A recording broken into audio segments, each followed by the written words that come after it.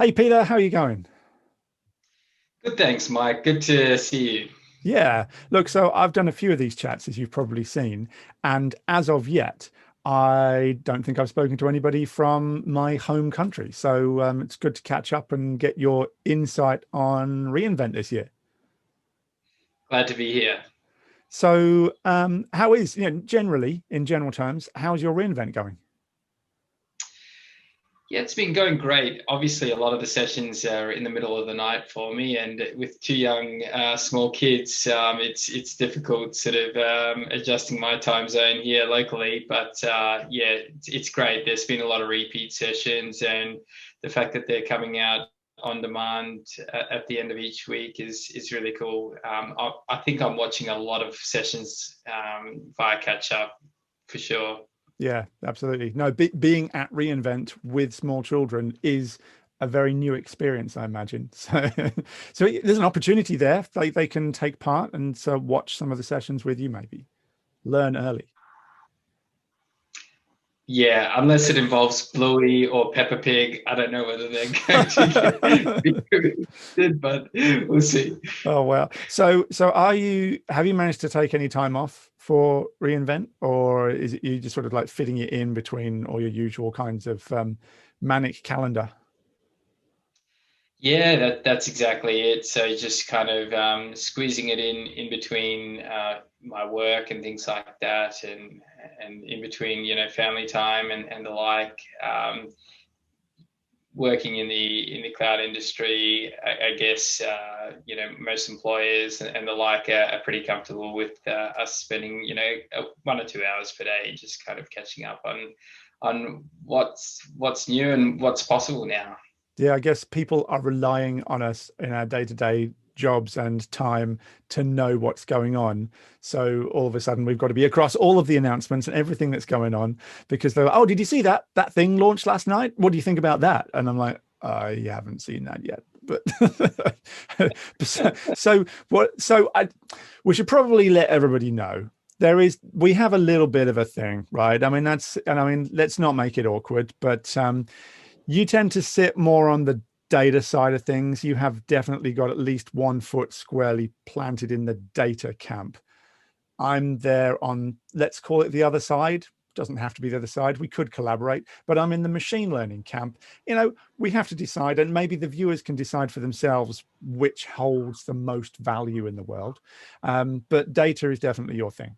And so we'll just leave it at that and we'll let everybody else judge what happens. But if an occasional thing is said about Excel spreadsheets, then that's why. Anyway, we'll put that aside. You've obviously been focusing on reInvent, I guess, from a data centric point of view. So maybe we'll talk about that in just a second.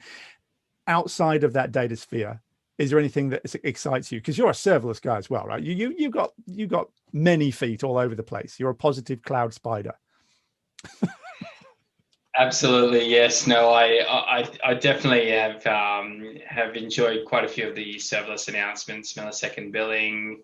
Now that containers support 10 gig of RAM and six virtual CPUs, I think that opens up a lot of possibility in the serverless event-driven space for data engineering in that manner, and then also container support for serverless, although for Lambda functions. Although I'm trying to come to terms with what's the decision point between going to Fargate versus Lambda for a container these days. So perhaps it's an event-driven thing, or something like that, or API gateway integration perhaps. Well, for some people, serverless is more of a religious thing. So, like now they sort of like, oh, thank goodness, now I can use containers. I'm hoping to have a chat with Ben Kehoe at some point. So, fingers crossed for that. And I know he's got lots of insight into that space. But and not that he's a religious follower of serverless by any stretch. I'm not trying to imply that. Yeah, those two announcements you just announced with Lambda support. On one hand, you've got sort of per millisecond billing for Lambda, which is sort of trying to encourages you to make your Lambda functions as efficient as possible. And then on the other hand, they say, and also if you want a 10 gigabyte Lambda function. So people are like, let my belt out a bit there, whatever. Is it different ends of the same spectrum, I'm wondering, of efficiency? Yeah, I think so. I mean, you know, there's folks that are just doing sort of small, like microprocessing, and that are going to benefit from, the cost savings. I guess they can do much more now with Lambda functions, but I guess you're talking about, millions and probably hundreds of millions of Lambda invocations a month, because I think, what's the free tier? Something like a million invocations per month. So often the joke around the interwebs has been, like, oh, I've saved $7 a month off my bill as a result of the 1 millisecond billing announcement. Yep. But I think the 10 gig of RAM aspect, it definitely allows more to be done. So you're not having to perhaps spin up an EMR cluster, which could be a heck of a lot more expensive, as opposed to just, running a bigger workload on Lambda. Yeah, for sure. And look, I mean, running machine learning inference endpoints in Lambda functions is something that a lot of people sort of talk about, and you can find workarounds to doing it, but then you don't have to have a very big model before all of a sudden in the old world, you just couldn't do it in a Lambda function anymore. The model was just too big. And so I'm interested to see how that plays in this space, just whack it into a container. Yeah, exactly. Yeah, I mean, especially for things where your inference is very sporadic, like you don't need it very often. Like Lego brick analysis, for example, because honestly, we don't need to do that 24/7. Not yet, anyway. One day we will. Okay, so what about in the data space? There wasn't a dedicated data keynote or anything, was it? So where did these announcements, where did they surface mainly? Was it all in Andy's keynote? No, I believe it was in one of the leadership sessions. Let Right. me look it up. It's okay. You don't. We don't have to necessarily get them down right to the to the millisecond of when they're announced. I'm just trying to figure it out, because a lot of, like you were saying as well, a lot of my consumption of reInvent is sort of after the fact, watching recordings of things. I guess that's a factor just because of where we are. But Yeah, so I think they're all at. I was going to say, I think they were all announced. A lot of these were all announced at Raoul Perfect's leadership session on Wednesday this week. So right. a spate of Redshift announcements this week, actually. Yeah, for sure. So Redshift got quite a lot. There's quite a lot to discuss, I guess, in the Redshift space. Yeah, absolutely. So just for folks at home that, maybe a bit new to cloud, Redshift's kind of the cloud data warehousing offering that AWS has. In years gone by, it's traditionally been, you can get two flavors: a dense storage cluster where you've got a bit more disk to CPU, and then the dense compute where you've got a bit more compute to disk sort of ratioed clusters, and they come in fixed sizes, and usually it's sort of matched your compute with your storage. But now there's this new RA3 instances that have just been released or announced. I think they've actually been available for a couple of months, the RA3, but there's been some further interesting announcements at reInvent, and they separate the compute from storage a bit like perhaps some other cloud data warehouse vendors have got. Sure. So data warehouse. I liked how you sort of went back to sort of like general principles of what this service is. A data warehouse, it's basically a database, but a normal relational database is going to allow you to do queries like, for my customer, give me the products that they've bought, which are blue. But with a data warehouse, it's saying it's columnar data. So you're basically doing a report over a column. So it's, rather than looking at an individual customer level, you're saying, how many blue products have I sold to all of my customers ever? Give me one number. Is that a fair representation? Exactly right. Yeah. So do I get to come and play in the data space now? Is that all right? Absolutely. Join the club. So RA3, I think, was announced at last reInvent, but then became generally available between now and then. But now they're building upon that. That's my understanding. Is that about right? That they're building upon that with new features? Yeah, exactly. So I think they've just recently announced the XL Plus, which is a smaller size cluster. I think the clusters that they announced at the last reInvent were at a probably a premium price point, more targeted at the enterprise customer. So I think now the XL Pluses are starting to sort of, hit that price point where even sort of well-established startups might consider it as well. Sure. So give me a number. Like how many records do I really need to consider putting it into a data warehouse and to consider moving into this platform? So if I'm a relatively large amount of data that I've got, how many records? Because if I've got like 1,000 records, 2,000 records, I may as well still stick with a MySQL database, right? But at some point, Redshift becomes a thing. Is that an answerable question, or does it depend? Yeah, I think you're absolutely right. I guess it's around sort of what your query performance is that you're experiencing on, say, a MySQL or a Postgres database. Redshift is kind of is based on I think is a fork of the Postgres open source project itself. Um, but yeah, oftentimes folks find that they're sort of hitting performance bottlenecks and the like, and so a Redshift or a cloud data warehouse equivalent is sort of what they start looking at. Sure, sure. So yeah, I mean the headline thing certainly for Redshift when it started, I guess, was petabyte scale data, wasn't it? Like if you've got that kind of scale of data, it needs to go into this kind of place if you want to run reports from it, if you want to get that analytics from the data. I've not been hands-on it with it myself, but am I getting the right kind of picture? Yeah, I wouldn't even say that you need to be anywhere near the petabyte Oh, scale, okay. like I've mentioned. There's lots of startups with perhaps hundreds of thousands of records or millions of records that across their various sort of different tables that they've got, and they're getting a lot of benefit out of it.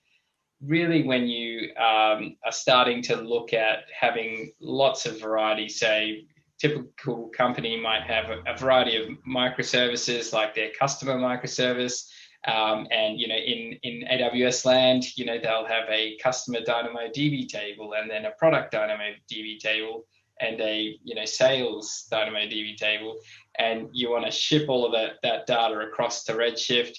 Redshift makes it a lot easier to get that data out of DynamoDB as well into its data warehouse, and then you can do some complex joins. And oftentimes, with all of these complex queries that you slowly build up with your organizational knowledge and things like that, you'll want to, I guess, do a bit of pre-processing up front. It's quite expensive just to analyze all of the data every single time that you run a query. So there's open source projects like DBT and the like that help you to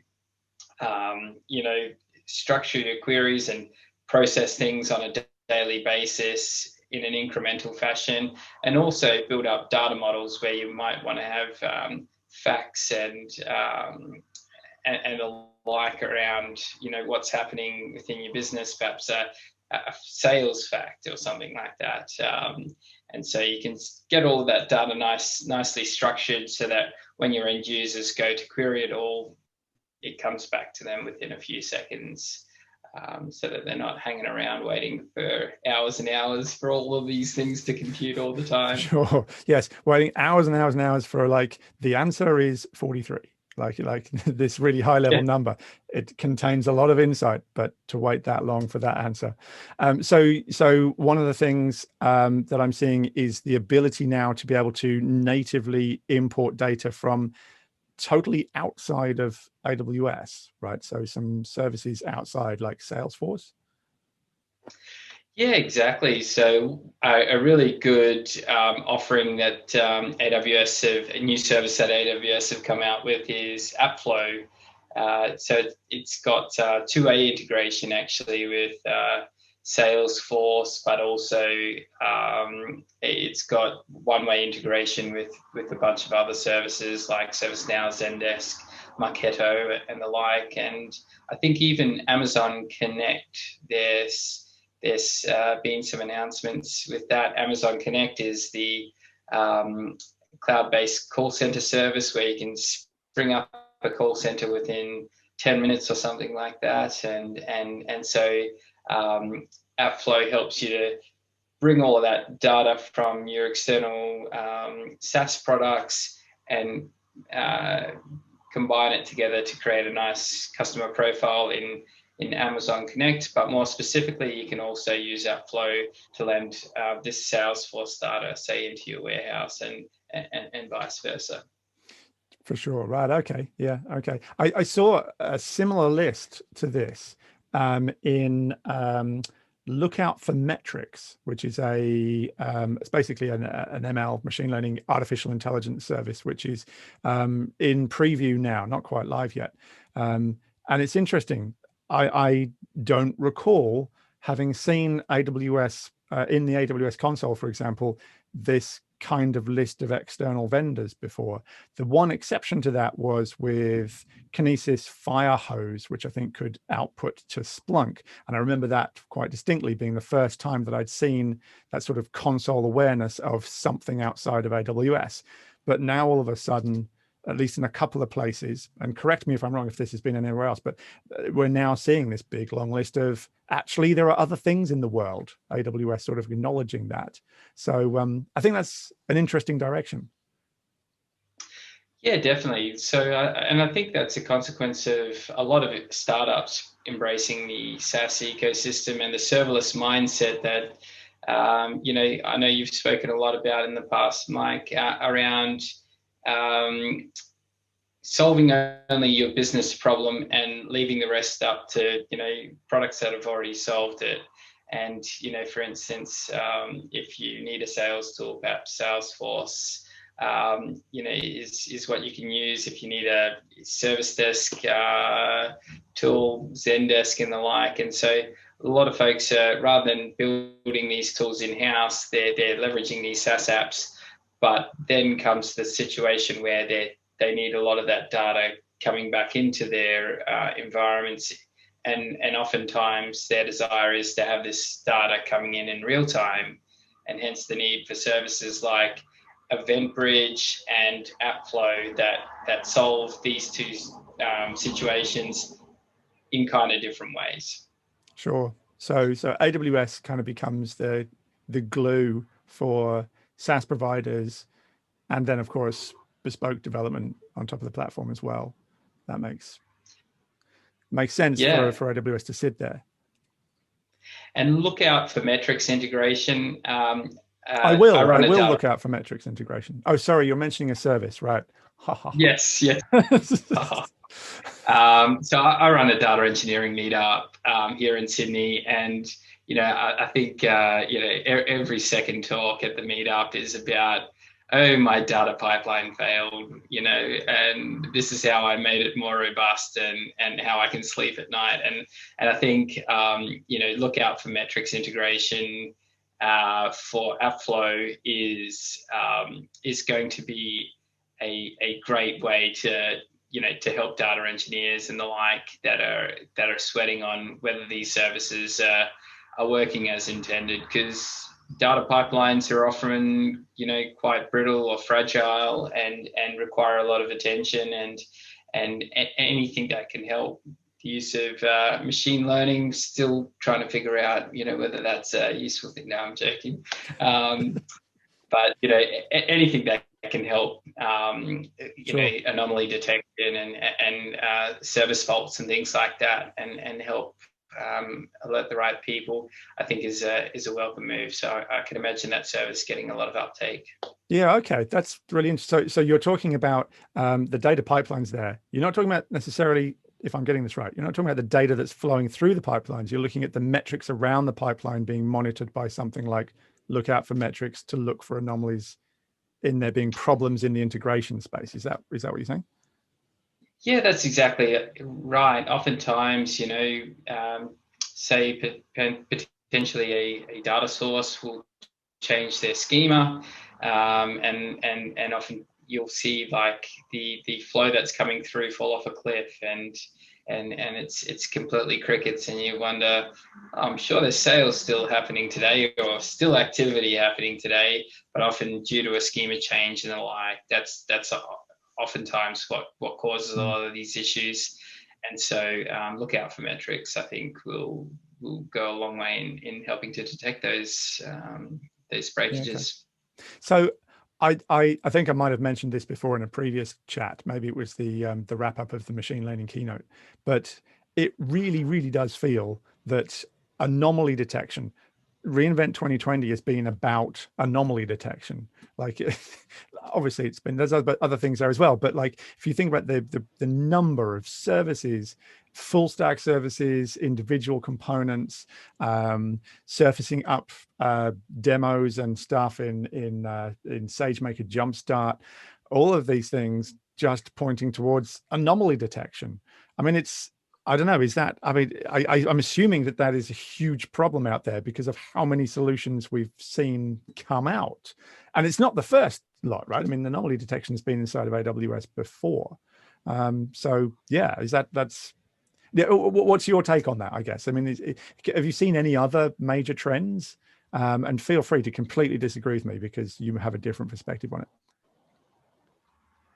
No, I think it's fair enough. Oftentimes, one thing's to build, a solution, and another thing is to operationalize that solution. And there's a lot of activity in the ops side of cloud, and it just makes a lot of sense that if we can bring a lot of these, machine learning services to the fore and help folks sleep at night, give them a bit of confidence that things are operating as intended. I think that's going to be a massive win, and and I think folks are definitely going to be willing to pay for these services. So, anything else there in the data space that you want to highlight in particular? I think I was. Again, I mean, it all bleeds through to machine learning clearly, but QuickSight Q is pretty exciting. I don't know if you can say that sort of sits in both camps. Yeah, I'm noticing that this chat is definitely heading towards the machine learning side of things, but there's a lot of really awesome data engineering announcements that have happened. I will be quiet. You mentioned something else. That's really cool, being able to ask questions of your data and get instant responses like NLP and things like that. That's really cool, because oftentimes that's kind of what happens in the whole sort of process. You get a business user that asks a question of a data analyst, and then they have to go off and find the data to actually answer that question. So if you can sort of streamline that process. Much better for awesome. QuickSight Q to say, actually, we don't have that data, rather than have it all be on the data analyst, which is like, well, why don't we have that data? Because you never gave me that data. So I wonder if there's going to be a QuickSight Q argument feature. Potentially, yes. I can't tell you if you never gave me the data in the first place. QuickSight Q ran service. And QuickSight have just announced Elasticsearch service support, so that's really cool. What's exciting me in the Glue space is managed service. Well, first of all, what's Glue? It's a managed service ETL tool and data cataloging service. So it sort of collects all of the metadata about the data that you're storing in say S3.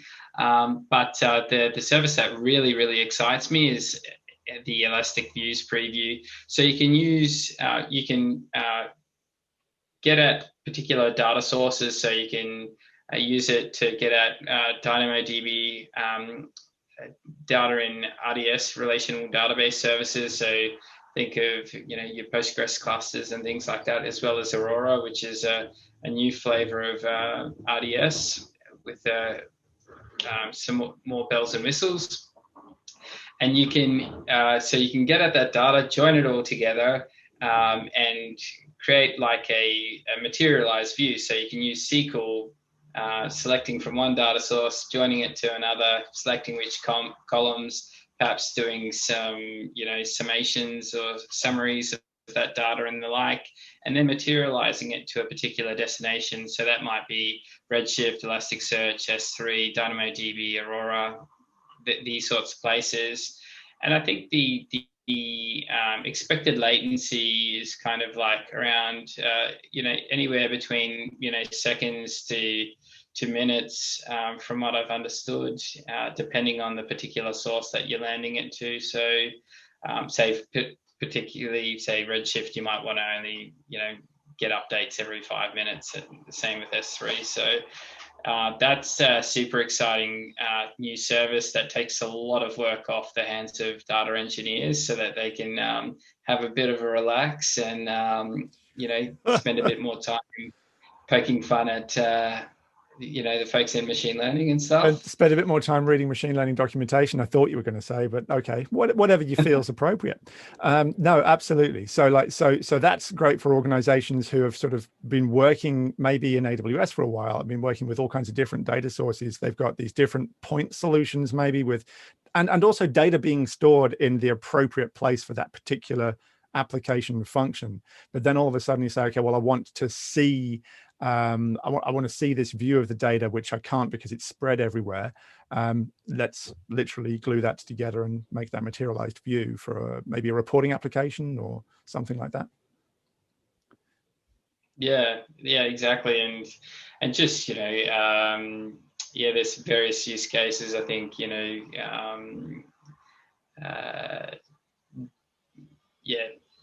like data mesh concept. Sorry? I was going to say, so putting it into a data store so that you could run reports on it. I think maybe that's too obvious. Reports, absolutely, are a big one for it, and also perhaps even surfacing that data back up to applications or to other integrations and things like that. So Oh yeah, absolutely. I guess really it's kind of limitless, but you've got recommendations up to that, back to the front end, personalization things back to the front end to try and derive more value for that particular user on the platform, that kind of thing. That makes sense. Who would have thought there's more you can do with data than just poke fun at it? Okay, fair enough. So look, reInvent 2020. We still got another week to go of this year, and then 2020.1 or 2022, whatever. There's a few days in January as well. How are you feeling? Are you still going? Do you have that mental fatigue? Are you changing the way that you deal with reInvent to deal with the length of time? Because I know that I totally and utterly am. Yeah, I mean, I just given that it's been 3 weeks. Well, we're going to have 3 weeks this year and another week next year. It almost doesn't give you the time to actually take a break and start digging into these services. So I'm hoping to catch my breath at some point and get a chance to really take a look at it. But it's been good fun. It's amazing how many services that they've announced. I thought after Andy's keynote, could there be any more? But it's been really impressive. So it'll be interesting to see what we get in week 3. And then I think I'm really looking forward to week 4 in early January, where we get to hear from a lot more of the community about what the impact of reInvent has been. So yeah, it's been different, but good different. Sure.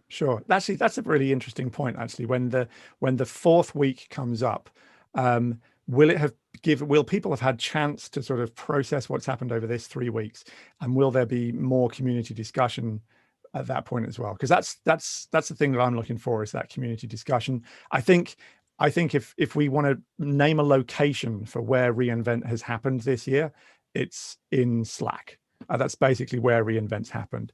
I think probably Slack getting sold for that enormous amount of money was probably somewhat based off this sort of prediction that Slack was going to take off in this massive way during reInvent, or maybe not. So look, when I'm having these conversations with people, some of the time, not all of the time, we have a bit of a discussion about where this conversation has happened, because obviously clearly we get to choose any virtual event, virtual place, real or otherwise, fictional, where we decide we want to be. Have you any thought? Obviously you are next to a lake, presumably that's is that a data lake or a health lake you've got there? Good question. It's actually the mighty Cooks River. So I'm based in the inner west of Sydney. Right. Yeah. Oh, it's more of a pipeline, right? It's flowing. Fair enough. That's it. So where do we get to say that we're based? Obviously, we're both in Australia. We're both on the east coast of Australia. You're down in Sydney. I'm up in Queensland. I think the first one I ever did was I was talking to Ant Stanley. We decided we'd be on Carnaby Street in London, real location, where we happened to have both been. What was it? Mark Nanakovan. We decided that we were in a spaceship in a geostationary orbital path over Vegas. I don't know. Frankly, being in Australia right now, I'd just like to be overseas somewhere, and honestly, somewhere cooler. But being allowed to go somewhere overseas, because anybody who is not living in Australia may not know, but we're not allowed to leave the country really for any reason at all. So maybe with your permission, I'm going to nominate a location as just overseas somewhere, anywhere, doesn't matter. Perhaps Wanaka, New Zealand, at one of their famous ski resorts. That's not a bad spot. Hopefully, they will establish that travel bubble so we can get across there mid-year to hit the slopes. You a skier or a snowboarder? No. I mean, I've tried, and I've nearly broken my leg. I think you have to actually break your leg, don't you, to be an official skier? But yeah, I did some cross-country skiing. It wasn't even anything. It was just cross-country skiing, and that was exciting. But they get you to put the skis into the slots, and so there's really no latitude. You either, you can't steer. You just have to break your leg. I'm more of a snowboarder, not a good one at that, but luckily I don't have to go through that rite of passage. All righty. Look, Peter, it's been great catching up. Thanks for making time today. Look forward to maybe catching up in the future as well as we digest more of these things, and certainly next year when reInvent continues. And until then, thank you very much, and I'll see you later. Thanks for having me, Mike. Chat to you then. Bye. Bye.